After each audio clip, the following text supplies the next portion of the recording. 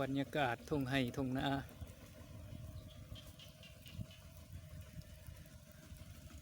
ยามไห่ยามนากะมื้อนี้ฝนตกเบิดมื้อ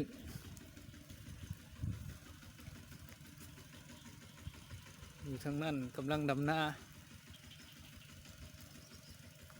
กำลังลงมือดำนามือทำอิฐในปีนี้นี่ทุ่งไห่ทุ่งนา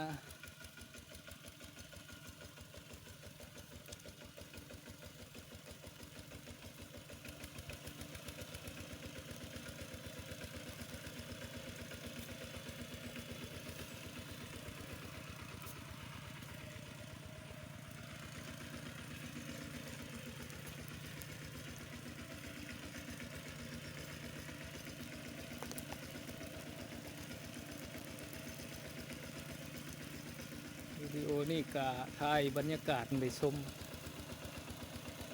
อันนี้แม่นให้หน้าที่เฮาได้ปักดำลงไปแล้วเนาะ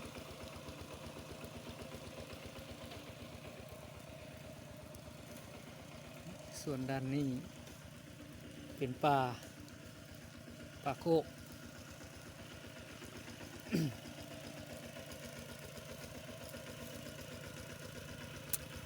กะบ่มีหยังหลายมีแต่ให้เบิ่งบรรยากาศ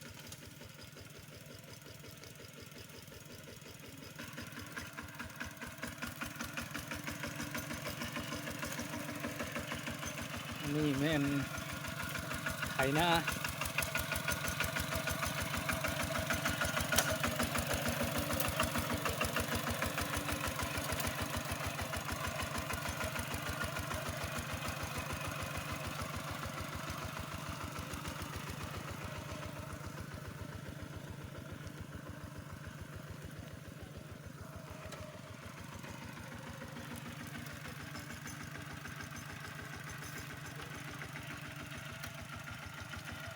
นี่แหละยามไห่ยามนา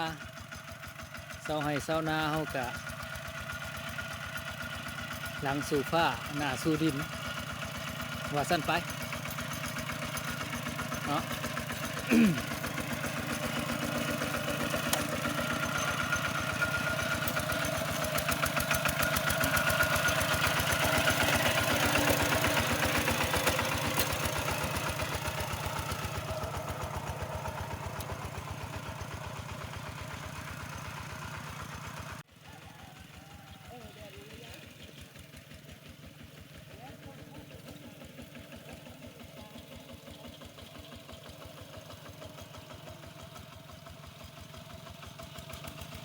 การขาดนา